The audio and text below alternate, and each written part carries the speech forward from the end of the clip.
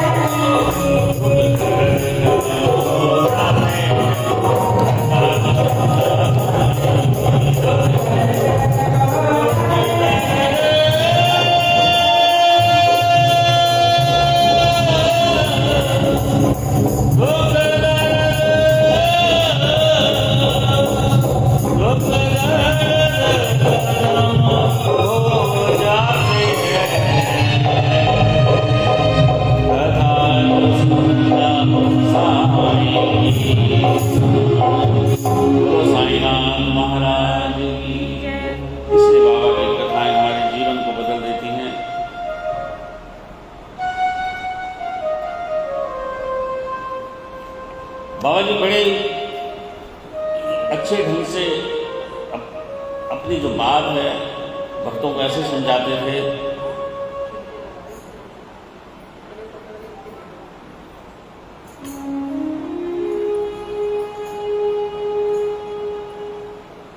और वो बात भगत की कोई मानता नहीं था ना। भगत कोई किसी को बाबा जी ने अभी तुम्हें यहाँ से नहीं जाना है, बैठ से अभी मस्जिद में ही बैठा हुआ, और जिन्होंने आगे भी बिना आगे से नहीं आप सीढ़ी छोड़ सकते थे। अगर आप सीढ़ी आए हो और आपने बाबा की आगे नहीं दी जाने की तो आपको बहुत भोगना पड़ता था। ऐसे एक बार ताते कोटे पाटिल बाबा ने कहा कुछ देर रुक जा, लेकिन नहीं मुझे जाना है जाना है जाना है। तो जैसे ही नीम गांव से आगे गया और टांगा पलट गया, चोटिल हो गए, तब समझ में आया बाबा क्यों रुकना चाहते। बाबा को त्रिकालदर्शी थे, तो भक्तों की रक्षा करना जानते थे। एक बार एक रमेश शक्कर बीमारी की हालत में आया तो बाबा ने कहा अरे मैं जो तेरा रोग है तो तुझे कर्मों के कारण भोगना पड़ रहा है। नहीं बाबा मुझे आपकी शरण में आया हूँ, नाम सुना है। तो कह रहे ठीक है कुछ दिन रुक शिरडी में। आप एक दिन 2 दिन 1 महीना हो गया, न बाबा जाने को कहें न बेचारे का रोग ठीक हो। पड़ा रहा। एक दिन वो रात को शिरडी से भागने का उसने प्लान बनाया कि मैं यहाँ से भाग जाता हूँ। भाग के कोपर गाँव गया और कोपर गाँव के धूलशाला में रुका। जिस कमरे में ठहरा था उसके 7 किलोमीटर में एक सेठ था, उसको भी कुछ उल्टी हुई और धड़ाम से वो नीचे गिरा। उसने अमीर शक्कर ने उसको उठाया, अपनी गोद में थोड़ा पानी पिलाया, तो जैसे पानी पिलाया उसकी मौत हो गई। एक बार श्यामा ने खुद बाबा से कहा, बाबा जी ऐसा क्यों होता है कि लाखों तेरी शिरडी में आते हैं, हजारों लोग तेरी शिरडी में आते हैं, सब एक जैसा तुझे नारियल भेंट करते हैं, एक जैसे अगरबत्ती भेंट करते हैं, भोग लगाते हैं, फिर ऐसा क्यों होता है बाबा कि तू किसी किसी के काम करता है बाकी रोते जाते हैं? ऐसा क्यों करता है? इतना भेदभाव क्यों करते हो आप? साथ ही दूसरा प्रश्न उन्होंने अपने से किया कि हे मेरे नाथों के नाथ साईनाथ, जब भी आप नस्ल शरीर छोड़ के चले जाओगे तो हम किसको अपनी बात कहेंगे? कौन हमारा हितैषी होगा? कौन हम पर कृपा करेगा?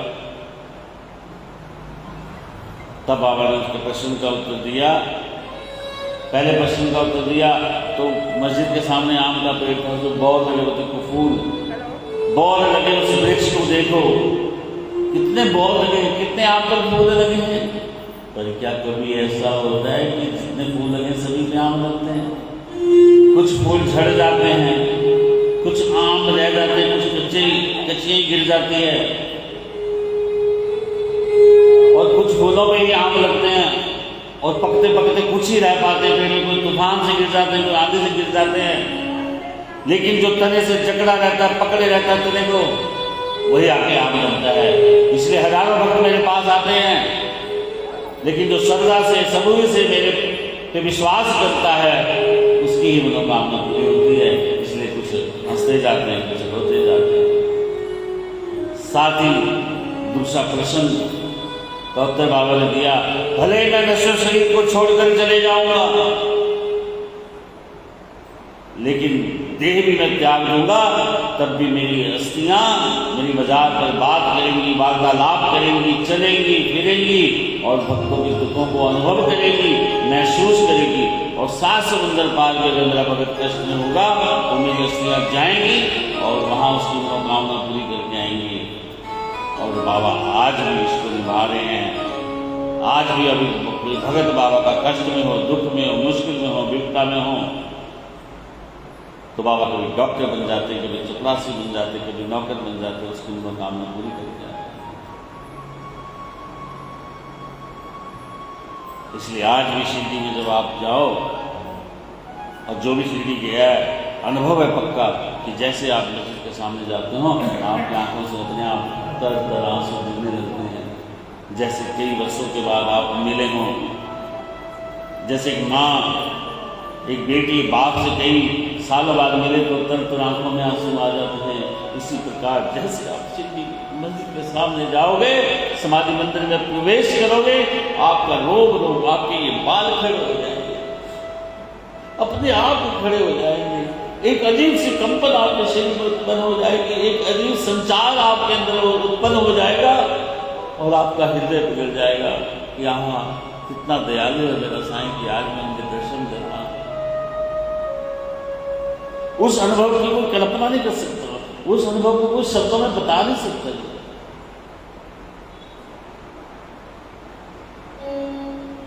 क्योंकि बाबा का वचन है कि मेरी अस्थियां बात करेंगी, वार्तालाप करेंगी, चलेंगी और फिरेंगी।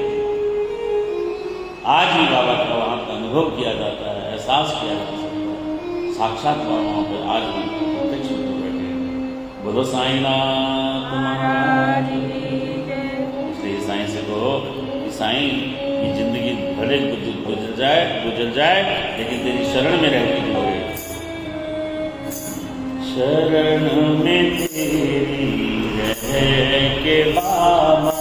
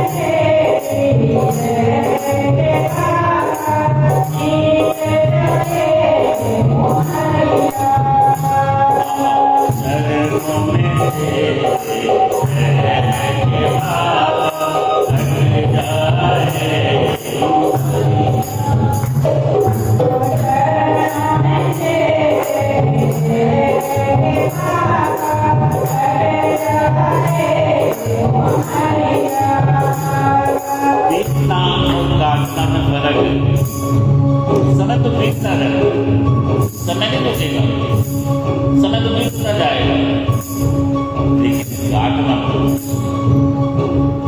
एक समय एक घंटा अगर आप उदास हैं, निराश हैं, तो एक मिनट भारी पड़ता है।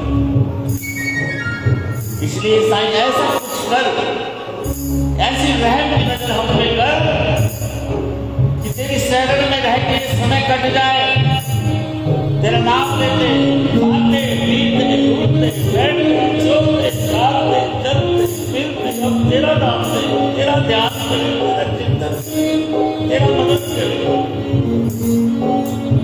बस ये फिर जीवन कट जाए। शरण में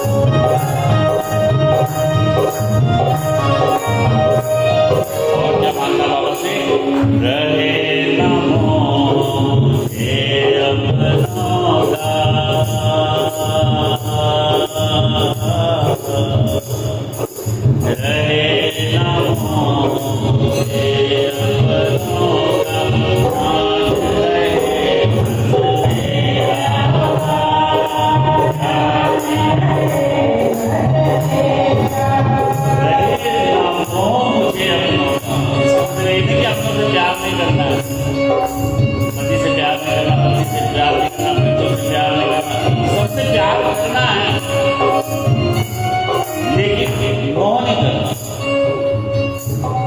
मोह क्या होता है? ये नहीं सोचना कि बेटा बहू बुढ़ापे में मेरी सहायता कर देंगे या उनके ऊपर निर्भर रह जाऊंगा या उनके बगैर मेरा काम नहीं चलेगा। अपने आप को असहाय नहीं बनाना उनके लिए कि ये कमा के दे देंगे, ये खिला देंगे, ये सेवा करेंगे। नहीं करेंगे तो कोई बात नहीं, दुख ना होना चाहिए। अगर ऐसा मन को बनाना है कि वो नहीं भी करेगा तो दुख नहीं, मन में पहले पक्का करके चलो। क्योंकि जो जवानी में इसका अभ्यास नहीं करता, बुढ़ापे में फिर मुश्किल होती है। क्योंकि जब बेटा पूछता नहीं, कोने में कर देता है, फिर दर्द होता है। क्योंकि मोह है ना, मोह नहीं करना, सिर्फ उतना फर्ज निभाना अपने कि हमने अपने बच्चे को पढ़ाना है, लिखाना है, उसका ध्यान रखना, बस। मोह नहीं करना कि उसके ऊपर डिपेंड नहीं करना कि ये करेगा तो तब होगा, ये नहीं होगा तो क्या होगा। और ध्यान किसका रखना कि तेरा ध्यान है, बस भगवान का ध्यान कि मेरा सहारा कोई है तो भगवान है। मैं कोई कुछ मांगू तो भगवान से मांगू, मुझे कुछ दे तो भगवान के दे, भगवान का सहारा रहे ना मुझे अपना ध्यान है बस तेरा, ध्यान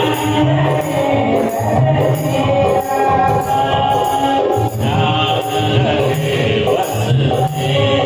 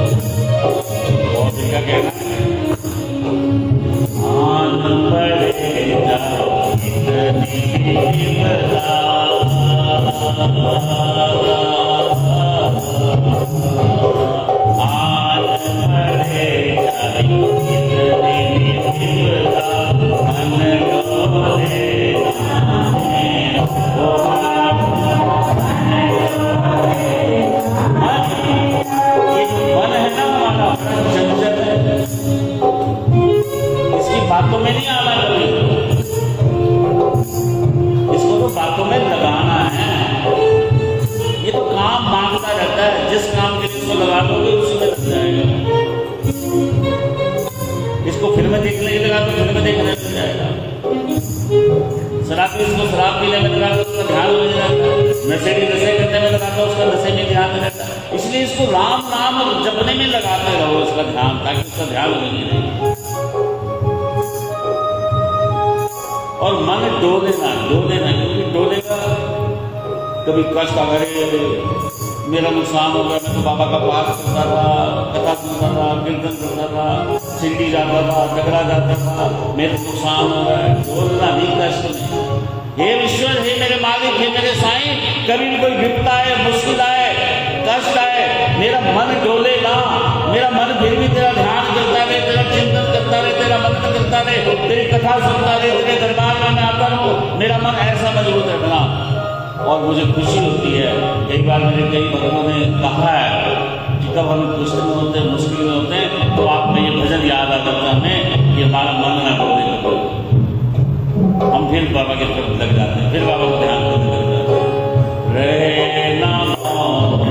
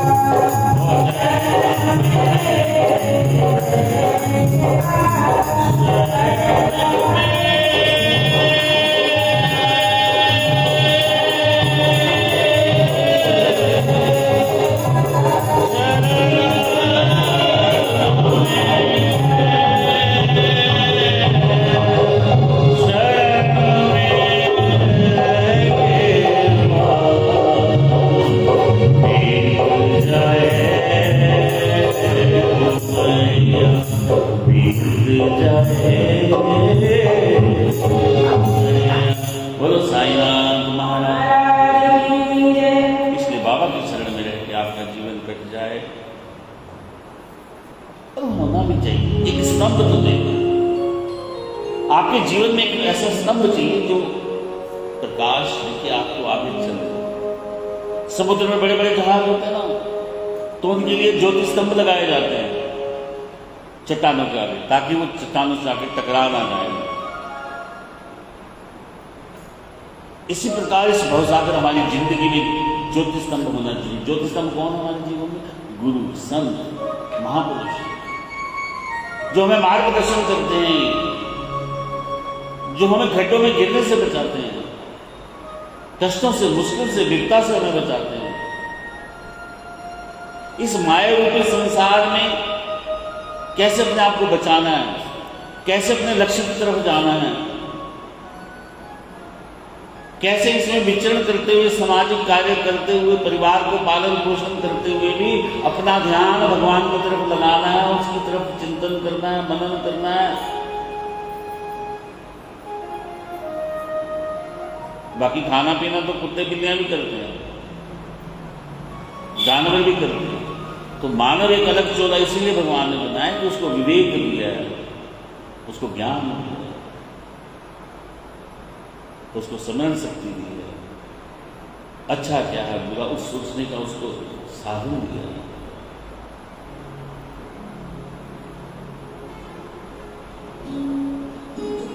इसी तरह एक बात,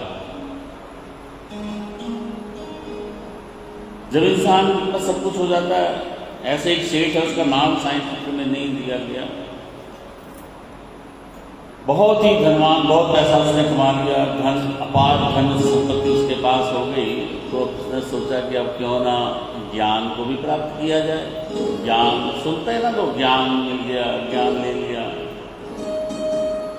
नाम ले लो। लोग भीड़ चाल चल पड़ते हैं संतों सगामों में, कान में मंत्र फूकते हैं। अरे गुरु ने तो तुम्हें मंत्र दे दिया, लेकिन उस पर आचरण भी तो करना है। उस मंत्र दिए हुए को सिद्ध तभी होगा जब उसमें व्यवहार रूप में आप उस पर आचरण करोगे।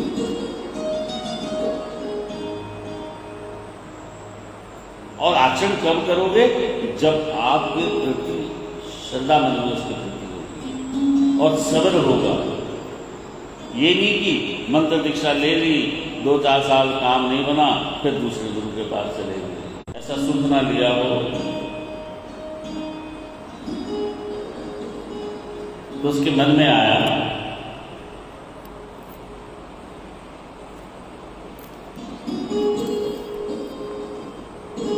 क्यों ना, क्योंकि नाम सुना बाबा का, शिरडी वाला एक संत है जो उसके पास जाता है, उसकी झोली भर देता है, उसके कार्य कर देता है, ज्ञान देता है, बड़ा ज्ञानी है, बड़ा उपकारी है, बड़ा दयालु है, बड़ा कृपालु है।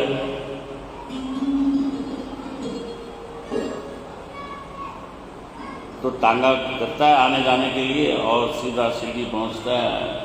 बाबा को मस्जिद में बैठे देखता है, नमस्कार करता है, बाबा बाबा मैं ना आपके पास ज्ञान लेने आया। बड़ी बड़ी गजब की कथा है यार, इसको ध्यान से सुनना जरा। बाबा बाबा मैं ज्ञान लेने आया हूँ। सुनो, बाबा कहते अरे वाह ज्ञान लेने, बैठ मेरे पास। आहा, आज तो मैं धन्य होगा कि मेरे से कोई ज्ञान लेने आया है।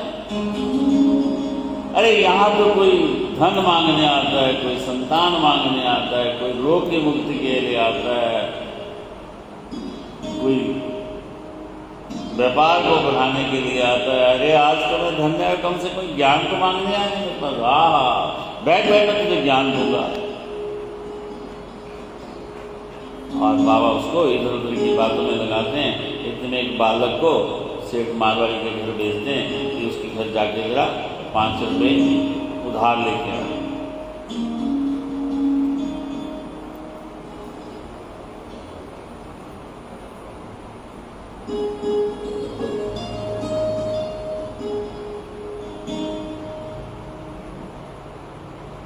तो नंदू मारवाड़ी के घर जाता है बालक, और वापस आ जाता है, बाबा जी वो तो घर पे नहीं है।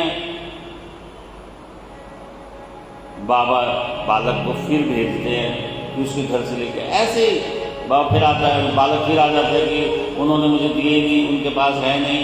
फिर तीसरे के बाद भेजते हैं, चौथे के बाद भेजते हैं, ऐसे 5-6 बारी बालक वापिस आ रहा है और बाबा फिर उसको घर के लिए भेज रहे हैं 5 रुपये। और बैठा सेठ बैठा आराम से। अब यहाँ पे हेमांत मंत्र से लिखते हैं कि वो सेठ जो है इतनी बड़ी अमूल्य वस्तु ज्ञान जो है बाबा से लेने आया था, और वो देख रहा है बाबा जी को कि बाबा जी 5 रुपये उधार के लिए बार बार बालक को कभी भेज रहे हैं और बालक वापिस आ रहा है, उसको पैसे नहीं मिल रहे हैं।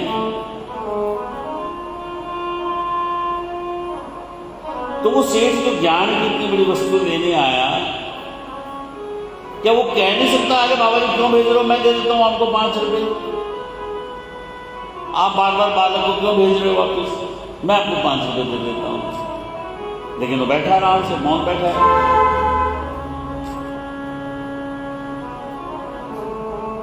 जब काफी 2, 5 से 6 बार जब बाबा बालक चले गया, वापिस आ गया कि पैसे नहीं मिले,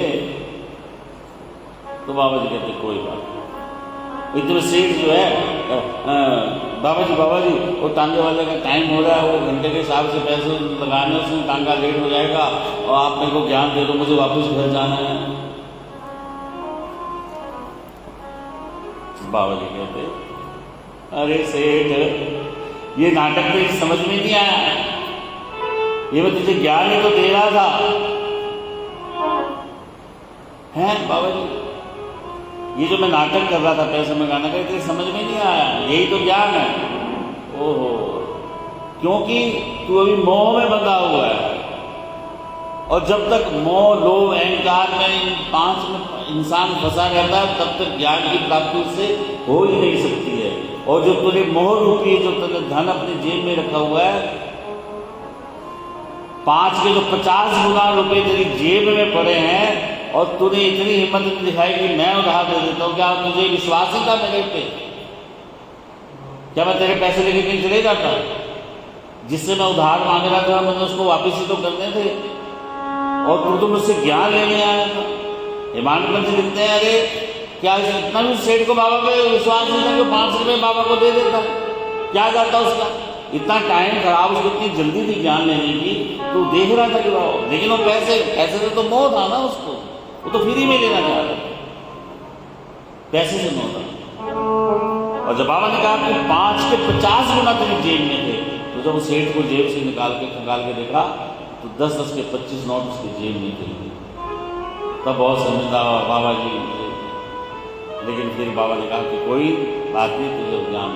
तो बाबा ने फिर पूरा उसको बताया कि जब तक लोभ मोह अहंकार इन चीज़ों से अपना ध्यान नहीं हटाओगे, इन चीज़ों को जब तक नहीं छोड़ोगे तब तक ज्ञान प्राप्त नहीं। तो पूरा विस्तार से बाबा ने उसको ज्ञान दिया, और मस्जिद में बैठे हुए और लोग भी धन्य हो गए बाबा के उस ज्ञान को सुनकर, और सेठ बड़ा प्रसन्न हुआ और फिर चले गए। इसलिए बाबा ने समझाया कि जब भी हम ज्ञान की बात करें तो ज्ञान कहाँ मिल सकता है? संतों में मिल सकता है, संतों के सानिध्य में रहकर मिल सकता है। बोलो साईं नाथ महाराज की।